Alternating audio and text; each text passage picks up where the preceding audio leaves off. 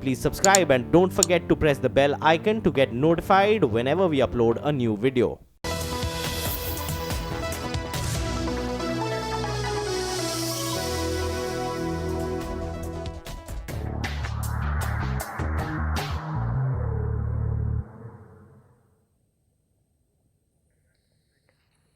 भारी बारिश ने मुंबई की हालत पस्त कर दी है। लगातार बारिश से शहर में जगह जगह पानी जमा हो गया है। कई जगहों पर पानी घुटने तक तो कुछ जगहों पर यह कमर तक पहुंच रहा है। बारिश की वजह से वेस्टर्न लाइन पर विरार से बोरीवली के बीच रेल सेवा रद्द कर दी गई है। सेंट्रल लाइन पर लोकल करीब आधा घंटे देर से चल रही है। मुंबई से बाहर जाने वाली कम से कम 16 एक्सप्रेस ट्रेनों को रद्द करना पड़ा है और इसके अलावा कई ट्रेनें मुंबई के आसपास स्टेशनों पर फंसी हुई हैं। सबसे ज्यादा दिक्कत मुंबई से उत्तर दिशा में गुजरात, राजस्थान और दिल्ली की तरफ जाने वाली ट्रेनों के लिए हो रही है। मुंबई के ताजा हालात क्या है, बता रहे हमारे सहयोगी दिवाकर सिंह।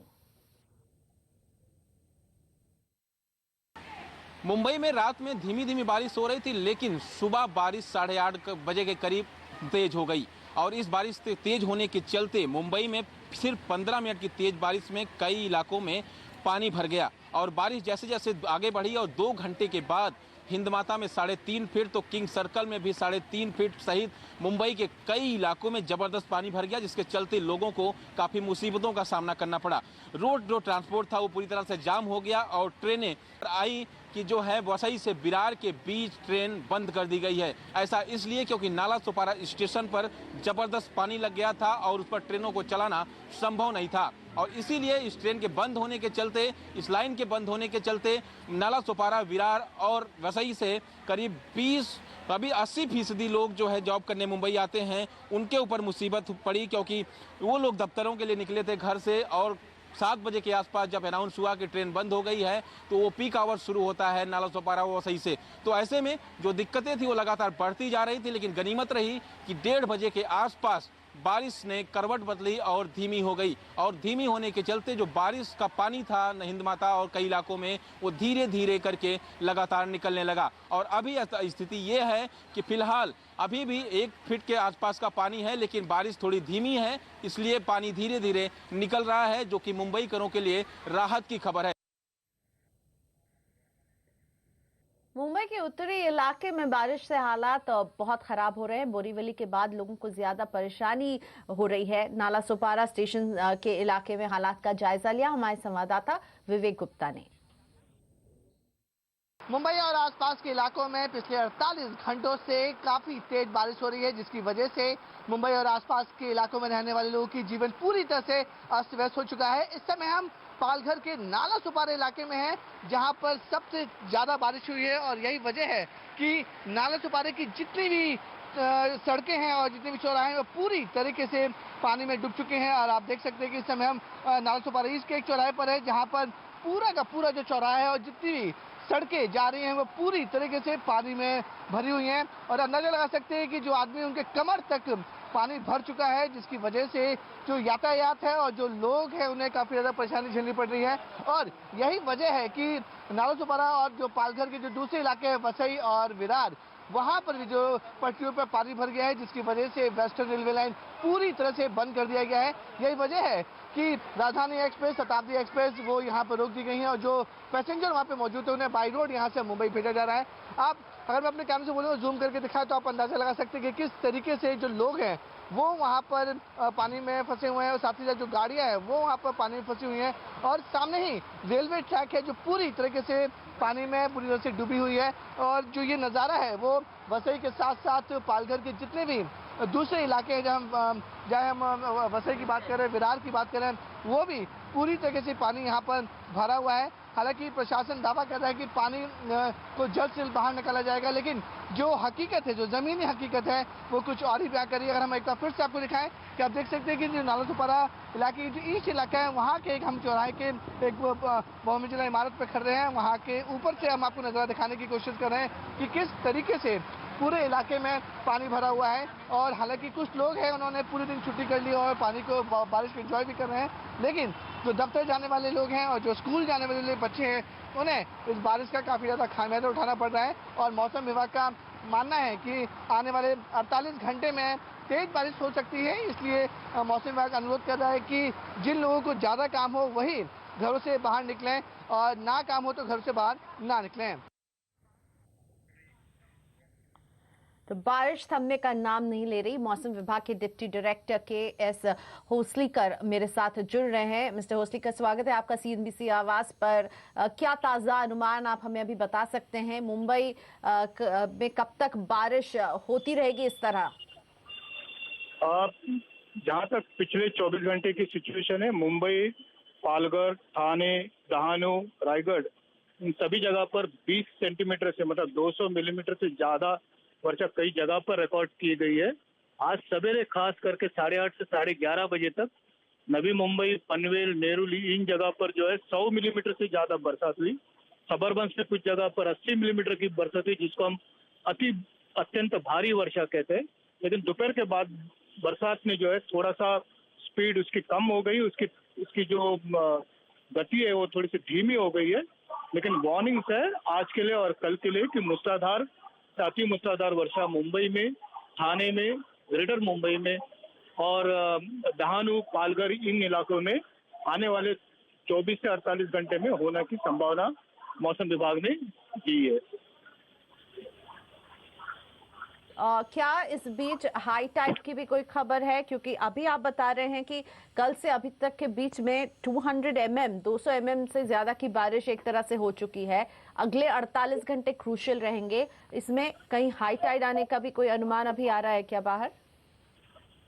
हाई टाइड जो है वो अपने गणित के माध्यम से उसका पूर्वानुमान नहीं रहता है, वो रोज ही रहता है। लेकिन ये जब थोड़ी सी वर्षा के साथ अगर 4.5 मीटर के ऊपर के अगर हाई टाइड हो तो वो जो है थोड़े से शहर के लिए हानिकारक हो सकता है।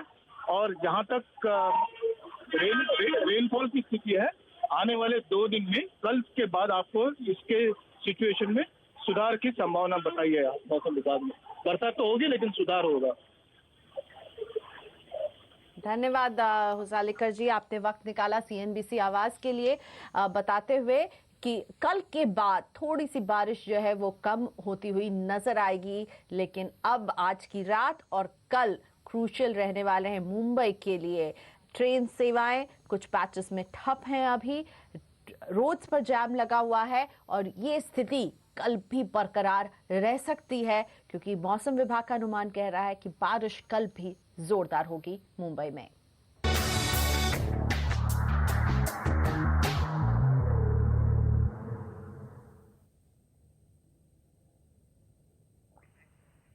डूबते हुए कर्ज यानी NPA से निपटने के लिए शुरू की गई खास पहल सशक्त की सफलता को लेकर वित्त मंत्रालय को ही संदेह हो रहा है।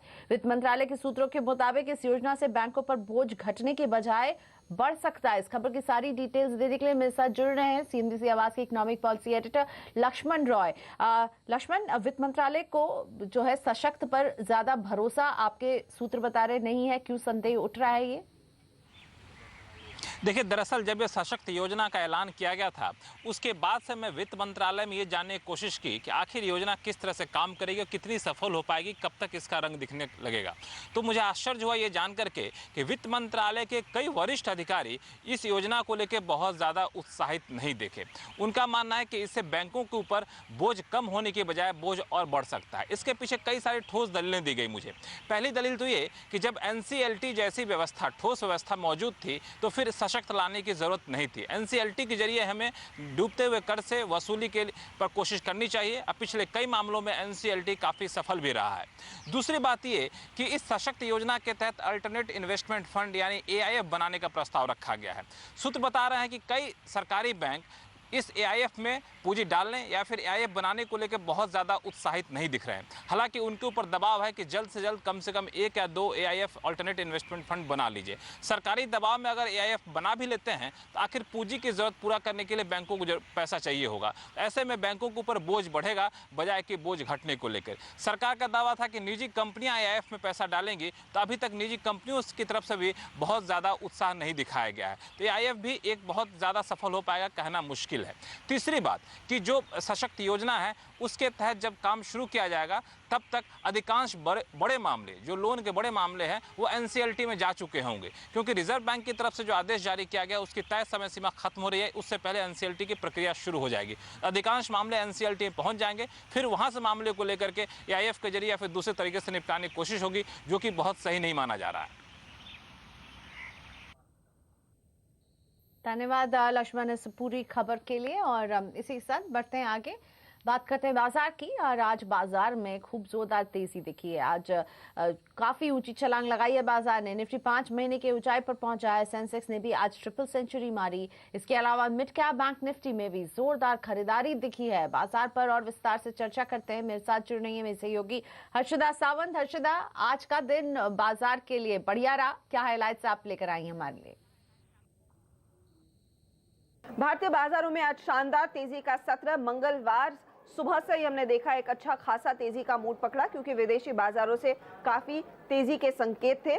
कच्चा तेल एक थोड़ा सा डैम्पनर था, लेकिन उस एक नेगेटिव को बाजार ने एक तरफ रखा और तेजी की चाल पकड़ी। चौतरफा तेजी में 10,950 ये लेवल हासिल किए हैं निफ्टी ने। सेंसेक्स में 300 पॉइंट से ज्यादा का इंट्राडे मूव। निफ्टी बैंक भी 150 पॉइंट भागा और मिड कैप्स ने भी भरपूर तेजी दिखाई। यहां पर भी 150 से 200 पॉइंट की तेजी इंट्राडे में देखने को मिली है। चौतरफा खरीदारी यानी कि oil and gas, real estate, metal share, auto कंपनियां, सबकी ओर से आउट परफॉर्मेंस देखने को मिला है। सबने भागीदारी निभाई है आज की इस तेजी में। हालांकि डोनाल्ड ट्रंप ने एक ट्वीट किया था फार्मा कंपनियों के लिए, जो एक नेगेटिव माहौल पैदा करता हुआ दिखाई दिया। उन्होंने कहा कि फाइजर जिस तरह से दाम लगातार बढ़ा रहा है उस पर इनकी नजर है और उनके खिलाफ एक बड़ा एक्शन भी लिया जा सकता है। तो ये एक नेगेटिव था भारतीय फार्मा कंपनियों के लिए, वरना ओवरऑल तेजी का मूड। और इस तेजी में सरकारी कंपनियों का भी काफी बोलबाला, ये भी सेक्टर आज काफी चमका है। तो आज कौन से वो सेक्टर्स थे जो इस तेजी में पार्टिसिपेट करते हुए नजर आए? देखिए, सेक्टोरल तेजी तो रही है आज, लेकिन सबसे ज्यादा अगर एक्शन आया है वो दिग्गजों में देखने को मिला है। अगर आप इंडेक्स पर नजर डालें तो गेनर्स में आपको रिलायंस इंडस्ट्रीज दिखाई देगा, जो 1025 के लेवल पर आया। गेल इंडिया में 4 से 5% तक की तेजी देखने को मिली। कोल इंडिया की ओर से एक अच्छा तेजी का मूव। आयशर मोटर्स जैसे स्टॉक्स में हमने देखा दमदार खरीदारी हुई। ये काउंटर भी इंट्राडे में 2-2.5% तक की बढ़त दिखाने में कामयाब था। और बैंकों की अगर बात करें, निफ्टी बैंक में हमने देखा है एचडीएफसी बैंक, येस बैंक जैसे स्टॉक्स थे जिन्होंने पार्टिसिपेट किया। लेकिन आज का स्टार परफॉर्मर साबित हुआ है आईडीबीआई बैंक। वो भी बाजार के आखिरी 1 घंटे के ट्रेड में हमने देखा तेजी पकड़ता हुआ नजर आया, क्योंकि यहाँ पर शायद एलआईसी की ओर से एक ओपन ऑफर आने की खबरें आ रही हैं। इसका साथ दिया है bank of Baroda, yes bank, HDFC जैसे काउंटर्स ने। साथ ही साथ अगर आप एनबीएफसी कंपनियों पर नजर डालें तो श्रीराम ट्रांसपोर्ट में एक बहुत तगड़ी शॉर्ट कवरिंग रैली देखने को मिली। जेएम फाइनेंशियल, चोला मंडलम जैसे काउंटर्स थे जिनमें आउट परफॉर्मेंस देखा गया। और बाजार बंद होते होते एलआईसी हाउसिंग फाइनेंस में भी दमदार तेजी, तगड़े वॉल्यूम्स के साथ खरीदारी हुई है। मेटल्स में चमक देखने को मिली है। हिंडाल्को, टाटा स्टील जैसे काउंटर्स, जेएसपीएल, जेएसडब्ल्यू स्टील जैसी कंपनियों में अच्छी खरीदारी आज के सत्र में देखने को मिली। कुछ मिड कैप कंपनियां जो भागी, इसमें मिश्र धातु शामिल है, बीईएल शामिल है, अदानी पावर में हमने देखा काफी तगड़े गेंस, और डीएलएफ जैसे रियल एस्टेट कंपनियों का भी परफॉर्मेंस आज तेजी की तरफ ही था। हालांकि मुनाफा वसूली के सौदे दिखाई दिए हैं स्पेसिफिक कंपनियों में। हेक्सावेयर थोड़ा सा फिसला, पेज इंडस्ट्रीज में कुछ बिकवाली देखने को मिली, मोतीलाल ओसवाल जैसे काउंटर्स भी थे जहां पर कुछ मुनाफा वसूली देखी गई। कुल मिलाकर आज के दिन बाजार ने ज्यादा तेजी के बारे में ही सोचा और कल के लिए भी मूड खरीदारी का ही बनता दिखाई दिया है। धन्यवाद हर्षदा बाजार के इस पूरे अपडेट के लिए। कई बार शेयरों में भारी गिरावट आती है और साफ कारण नहीं पता चल पाता कि ये कंपनी हमेशा के लिए खराब हो गई है या फिर बुरा वक्त कुछ समय के लिए है। ये जानना बहुत जरूरी है, क्योंकि ऐसे में आप निवेश का मौका खो सकते हैं या फिर नुकसान पर निवेश खत्म कर सकते हैं। तो मोतीलाल ओसवाल फाइनेंशियल सर्विसेज के को-फाउंडर रामदेव अग्रवाल के टिप्स सुनिए। मार्केट में जब भी इतनी तेजी गिरावट आती है कि हमने इतनी मेहनत से जो पोर्टफोलियो बनाया सालों साल का और लॉसेस देखने को मिले। अब इन लॉसेस को आप कैसे क्वांटिफाई करेंगे? वाकई में बड़ा झटका है, रीथिंकिंग की बारी है, या फिर टाइम का बस खेल है, कभी मंदी तो कभी तेजी? जैसे आपने बोला कि लॉस तो मतलब मतलब लॉस नहीं बोलूँगा, लॉस बहुत गलत है, लेकिन पोर्टफोलियो के वैल्यू में गिरावट वो एक परमानेंट फीचर है। वो मतलब आप स्टॉक मार्केट में आएंगे तो वो चीज़ मिलेगा मिलेगा। It's not like a bond कि भाई ऐसा आपको पूरा हर दिन 2 नया पैसा 5 दिन से बढ़ते रहे, ऐसा नहीं हो सकता है। सो कभी वो 5 रुपये बढ़ेगा, फिर 2 रुपये घटेगा। तो ये जैसे समुद्र में लहर होती है, ऐसे बाजार में ये ऊपर नीचे होता है। तो उसमें होता क्या है कि कई बार बहुत बड़ी लहर आती है, तो आपने मतलब 3 गुना हो गया, 4 गुना हो, 10 गुना हो जाता है, 20 गुना हो जाता है। वहाँ से फिर 3-4 गुना, सॉरी 25-30% वहाँ से गिर भी जाता है। तो जब गिरावट आती है तो लोगों को डर लगता है। जो पुराने जो खरीदे थे जिनको प्रॉफिट है, जो प्रॉफिट में लॉस होता है उनको भी डर लगता है, और जो ऊपर में खरीदे उनको तो बेचारों को प्योर लॉस होता है। तो अब वो क्या है कि जो जिनको प्योर लॉस होता है उनका दर्द बहुत ज़्यादा होता है, जिनको प्रॉफिट में लॉस होता है उनको भी दर्द होता है, लेकिन थोड़ा कम होता है। लेकिन ये कि लॉस तो ये तो होगा ही होगा, ये तो जान रखिए आप। अब सवाल ये है कि ये how do you handle it portfolio. तो पोर्टफोलियो आपने खाली यदि ट्रेडिंग के लिए खरीदा हुआ है तो फिर आप अपना जो भी आपका ट्रेडिंग गाइडलाइंस है कि भाई आपका स्टॉप लॉस है या ये वो सब आप ऑब्जर्व करिए। वो मुझे नहीं मालूम कैसे होता है। लेकिन इन्वेस्टिंग में यू हैव टू, आपको जाके ये देखना पड़ेगा कि आपके अजम्पशंस क्या हैं, आपने क्यों खरीदा था, और वो अजम्पशंस अभी भी सत्य हैं क्या, या वो उसमें कुछ बदलाव आया कि आप सोचते थे कि ऐसा ग्रोथ आएगा, ऐसा प्रॉफिट आएगा, ऐसा प्रॉफिटेबिलिटी आएगा, वो सब चीज़ नहीं हो रहा है। तो फिर आप सोचो कि भाई whether you want to reassess your entire investment argument, है ना। और यदि मान लो नहीं तो फिर आप बैठे रहें, क्योंकि वो वापस से आएगा। यदि मान लो कंपनी ऐसी चल रही है, जैसे आपका इस साल का प्रॉफिट 100 करोड़ है, अगले साल का 200 करोड़, फिर उसके बाद अगले साल उसके 5 साल के बाद 300 करोड़ का है, तो यदि वो आपको वो जो अजम्पशन है वो सही है, तो ये स्टॉक प्राइस जो है ना, it will reflect the possibility of that 500 crore profit, reflect the possibility of that 500 crore profit. So यहाँ से वापस करें तो वापस 5 गुना बढ़ेगा, पक्का बढ़ेगा। जैसे आप HDFC बैंक सोचे आप, वो चालू हुआ 1000 करोड़ से, कभी 96 में, एक्चुअल में 800 करोड़ से चालू हुआ। हाँ, 40 का भाव होता था, और आपको जितने शेयर चाहिए थे मिलते थे। वो 1000 करोड़ वाला कंपनी जो है आज 6 लाख करोड़ का हो गया है। इसका मतलब ये कि अब पूरा सीधे स्ट्रेट लाइन में हुआ है। उसमें भी तो बहुत गिरावट आई है, बहुत गिरावट, हाँ, उतार चढ़ाव आता है। So but that was a quotational loss. लेकिन कई बैंक जो है वो परमानेंटली खत्म हो गए, है ना। सो वो that was a permanent loss because the entire underlying जो बिजनेस मशीन था वही ब्रेक डाउन हो गया for whatever reason. So we have to figure out कि भाई जो अंडरलाइंग बिजनेस मशीन है वो परमानेंट उसमें डैमेज हो गया है, या बिजनेस मशीन वहीं खड़ा है, खाली बाजार में तमाशा हो रहा है। तो खाली बाजार में तमाशा हो रहा है, वो कोटेशनल लॉस है। तो 2018 की जो पहली 6 माही रही है उसमें तो काफी दबाव देखने को मिला है मार्केट में। इसमें ज्यादातर स्टोरीज में आपको क्या लग रहा है, कैपिटल लॉस वाली स्थिति है या फिर सिर्फ कोटेशनल लॉस और चिंता नहीं करनी चाहिए? मिक्स है, लेकिन जो हाईलाइटेड स्टोरीज हैं वो क्या पहले बहुत बड़े हैं। आप 18 के लॉसेस की बात कर रहे हैं तो 17 में बहुत बड़े हैं। जैसे मतलब मैं एग्जांपल है, मोतीलाल ओसवाल गए तो मोतीलाल ओसवाल आपका 1000, 1200, 1500 करोड़ से 20-22 हज़ार करोड़ हुआ, तो 10x तो बढ़ा वो। अब 10x वाला से 50% लॉस हो गया। सो दैट इज मतलब आपको बड़ा कोटेशनल लॉस भी नहीं होगा तब जब तक आपका परमानेंट मतलब काफ़ी अप्रिसिएशन नहीं होगा, because there is no hangover without party. तो पहले पार्टी होता है फिर हैंगओवर, लेकिन खाली लोगों को सीधा ही ख्याल रहता है, तो वो गलत है ना। तो ये हैंगओवर वाला फेज है, ये जब हैंगओवर वाला फेज है ना, जब पूरा इंडिया का कहानी हैंगओवर का है। हमारे एट ब्रॉड लेवल आप देखें तो मैं जब चालू किया बाजार में तो 100 का इंडेक्स था, कभी 1980 में 100 का इंडेक्स था, वो बढ़ के 36,000 हो गया। तो मैंने खुद ने एक्स डिविडेंड 360 गुना देखा हूं मैं, कम dividend it is equal to 500 times.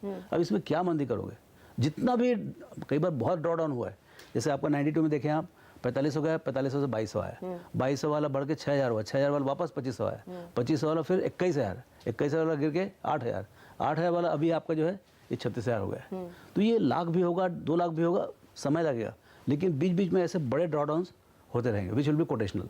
So at a market level it's a ultimate practicing of quotational loss. Permanent loss बाजार नहीं हो सकता, बिल्कुल नहीं हो सकता, नहीं हो सकता उसमें। वो यदि है तो फिर तो भाग जाओ यहाँ से। सबको इंश्योरेंस सुविधा देने की आयुष्मान योजना को लागू करने में देरी हो सकती है। नियमों की वजह से योजना के लिए फंड रिलीज नहीं हो पा रहा है।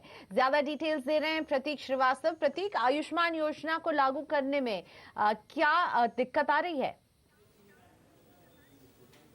देखिए, इस दिक्कत की वजह है इस योजना के ऐलान में जल्दबाजी और जल्दबाजी में ही जो इसके लिए फंड आवंटित कर दिया गया 2000 करोड़ का वो, और उसकी वजह से जो नतीजा निकलकर सामने आ रहा है कि पैसा इस स्कीम के लिए आवंटित होने के बावजूद इस पैसे को निकाला नहीं जा पा रहा है, इसे यूटिलाइज नहीं किया जा पा रहा है। अब ये चूक हुई क्या है दरअसल वो आपको समझाते हैं।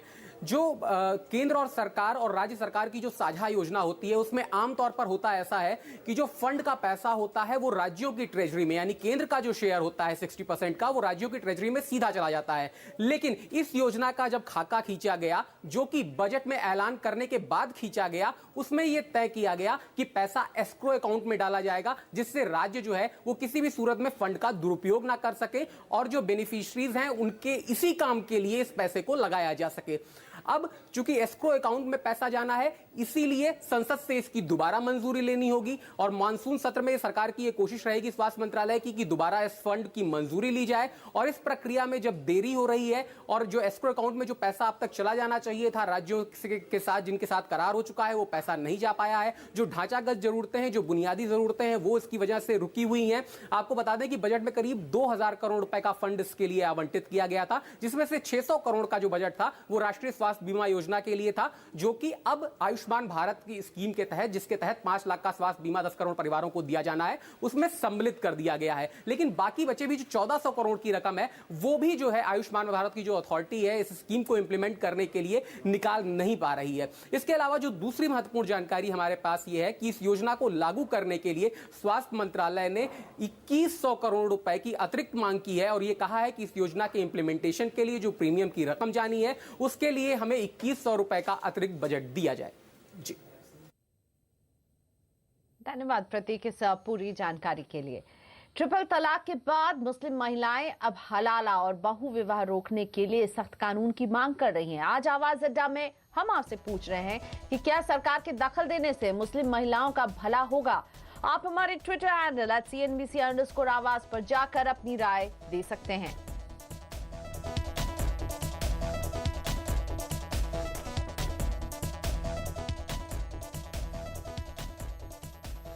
इसी के साथ आवाज समाचार में मुझे दीजिए इजाजत, लेकिन खबरों पर लगातार अपडेट के लिए CNBC आवाज से जुड़े रहिए हमारे फेसबुक और ट्विटर के जरिए। नमस्कार।